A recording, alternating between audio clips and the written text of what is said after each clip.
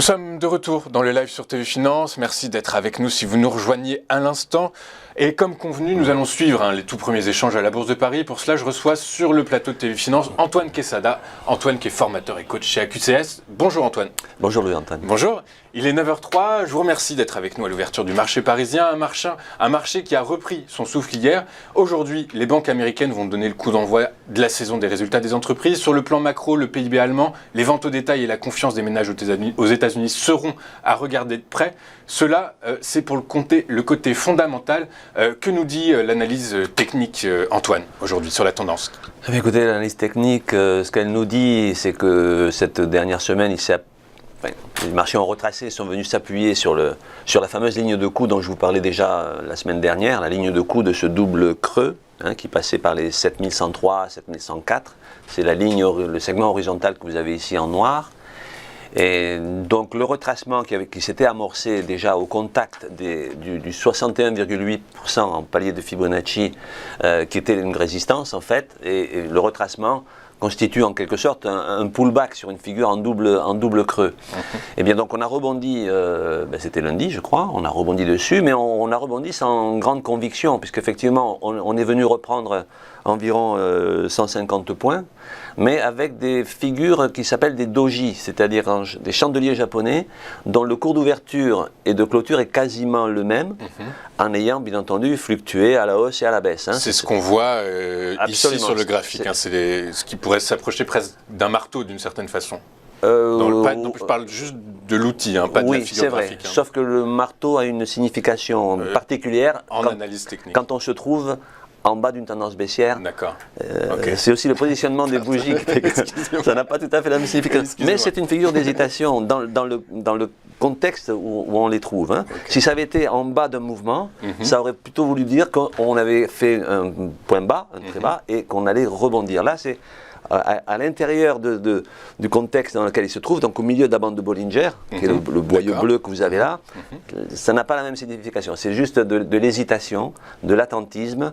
Et la bougie d'hier est un petit peu plus marquée à la baisse, puisque vous voyez qu'on a encore un petit corps, mais rouge, et qui est venu clôturer sous le premier palier de Fibonacci. Mais donc ça signifie qu'on rentre dans une période de latéralisation sur le CAC ? Latéralisation, voire de léger repli. Et le support qui est ici, qu'on a donc tapé et sur lequel on a rebondi lundi, si on y retourne, et je pense qu'on a des chances ou des risques plutôt d'y retourner, la probabilité du rebond va certainement s'amoindrir. Donc je pense que si on y retourne, ça sera pour l'enfoncer à la baisse.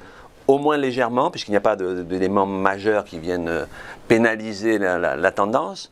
Graphiquement parlant, on est toujours au-dessus de la moyenne mobile à 20 unités de temps, qui est le pointillé mauve qui est à l'intérieur de ce boyau de la bande de Bollinger. Et on a la ligne bleu ciel ici, qui est la moyenne mobile à 50 jours. 50 jours, donc c'est la long terme, la moyenne mobile long terme. Un peu plus long terme, effectivement. Et donc, pour le moment, on est largement, on est au-dessus de ces deux supports théoriques. Donc, il faut surveiller les 7104, les 7100 points.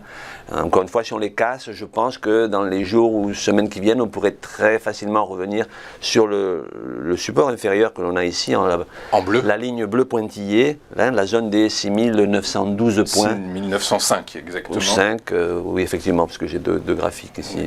Et qui correspondent à l'heure actuelle à la partie basse de la bande de Bollinger. Donc il y aura une cohérence à ce que ça devienne un support consistant. Donc, bon, là on est à moins 0,90 points. Effectivement, avec tous ces petits supports qui sont toujours là, et bon, la faible motivation du marché pour reprendre sa session haussière, on risque effectivement, le plus simple, c'est de se dire, il y a des forces qui s'opposent, on risque une latéralisation sur la zone des 7200 points, sur laquelle on se trouve d'ailleurs à l'heure actuelle, par définition, et qui correspondent ici au premier palier de Fibonacci, c'est-à-dire au 23,6%. Donc voilà. Il faudrait, pour vraiment reprendre la tendance haussière, maintenant franchir les plus hauts historiques de la zone des 7380 points, qui était une résistance et qui est devenu, avec le fait que c'était un palier de Fibonacci très solide, très résistant. Donc voilà, de l'hésitation, en tout cas, il faudrait des nouveaux catalyseurs, je ne vois pas lesquels, pour que le marché aille tout de même franchir ses plus hauts historiques. Donc dans le meilleur des cas, latéralisation. Dans le pire des cas, si on enfonce les 7103 points, 104, on a des risques de revenir sur les 6912. 6912, 6905. Voilà, super, merci beaucoup Antoine, Merci d'avoir été avec nous ce matin. Je rappelle que vous êtes coach et formateur chez AQTS.fr. Je vous souhaite une bonne séance Antoine et de bons trades. À bientôt sur Téléfinance. Nous marquons une nouvelle pause et on poursuit votre live dans un instant avec les Market Movers et notre invité Jean-Bernard Paya. A tout de suite sur Téléfinance.